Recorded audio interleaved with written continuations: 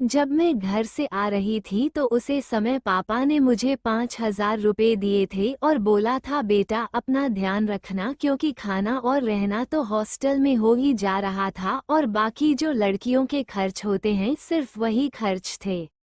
मुझे लगा था ये पैसे मेरे लिए पर्याप्त होंगे, पर ऐसा नहीं था। यहाँ पर आने पर मैंने देखा जो लड़कियाँ फीस माफ़ी की एप्लीकेशन कॉलेज में देती हैं उनके पास 1 लाख रुपए के फ़ोन हैं, महंगे कपड़े हैं, कहीं आने जाने के लिए कार बुक करती हैं।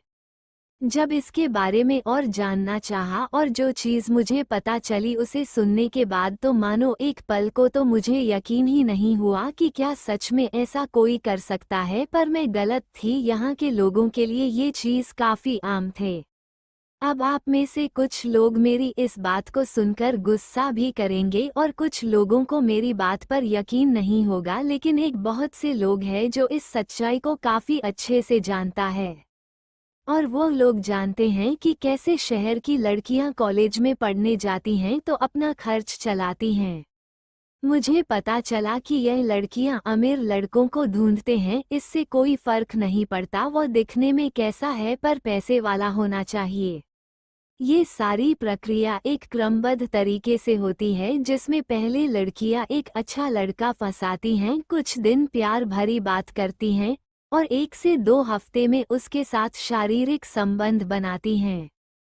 इसके लिए वो डेटिंग ऐप, पब, बार, महंगी पार्टी का सहारा लेती हैं जहां पर अमीर लड़के आते हैं। एक बार शारीरिक संबंध बन जाने के बाद ये लड़कियां लड़कों को अपने वश में करती हैं, महंगे मोबाइल, कपड़े, रेस्टोरेंट में खाना और बदले में एक रात तक लड़के के साथ संबंध बना लेना। कॉलेज में जाने वाली लड़कियों के लिए एक आम बात है और यहीं से उनका खर्चा निकलता रहता है। लेकिन इसमें गलती सिर्फ लड़की की ही नहीं है, उनके माँ बाप की भी है। आखिर वो क्यों नहीं पूछते अपनी बेटी से को इतना महंगा फ़ोन कहाँ से मिला, हर हफ्ते नए कपड़े कहाँ से आ रहे हैं। इस तरह चलता है लोगों का खर्चा। अब आपको इसमें ये लग रहा होगा कि कितना आसान है किसी लड़के को बेवकूफ़ बनाना।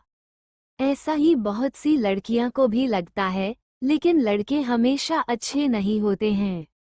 इस काम को लड़कियां अपने क्षण भर के सुख के लिए करती है, लेकिन कैसे चुटकी बजाते ही उनकी जिंदगी खराब हो जाती है मैं बताती हूँ।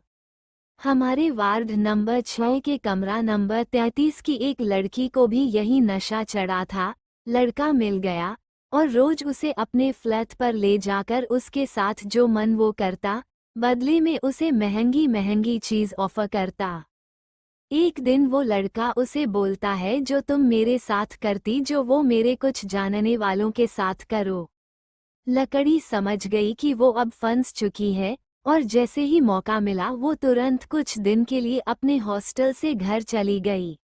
जब वो वापस आई तो लड़के ने बोला एक बार मिलो। जब उसने मिलने से इनकार किया तो उसने उसे एक वीडियो भेजी। ये वीडियो उसी के घर के बाथरूम की थी जिसमें वह नग्न अवस्था में कपड़े बदल रही थी। वो कुछ आगे सोचती इससे पहले ही उसके पास एक और वीडियो आया जिसमें वो उसी लकड़ा के साथ जिस्मानी संबंध बना रही थी। असल में उसके साथ फ्रॉड हुआ था और ना चाहते हुए भी उस लड़की को उस लड़के के जानने वाले के साथ संबंध बनाना पड़ता था। और ऐसे करते करते कभी वो लड़का संबंध बनाता, कभी अपने जानने वालों को भेज देता और वो जानने वाले कोई और नहीं बल्कि उस लड़के के द्वारा फंसाए गए ग्राहक होते थे, जो 10,000 रुपये में कुछ देर के लिए लड़की का इस्तेमाल करते थे। लड़की को लगा कि उस लड़के के सामने बिछ जाने से लड़का फंसा रहेगा और उसका काम होता रहेगा। लेकिन लड़का खुद उसे महंगे गिफ्ट और फ़ोन देके उसे फंसाता रहा। उसने जितना उसे गिफ्ट और पैसे दिए थे, उसका 4 गुना लड़की के जिस्म को बेच के कमा लिया था।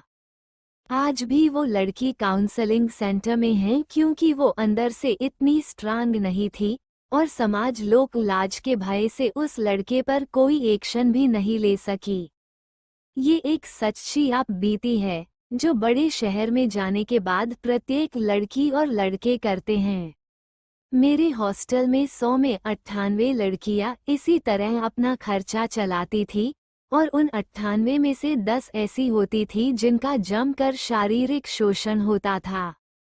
ये नंबर काफी कम लग सकता है, लेकिन हो सकता हो आपको बहन बेटी जल्दी किसी बड़े कॉलेज में एडमिशन ले और वो भी इस रास्ते पर चले, इसकी आशंका 95% है।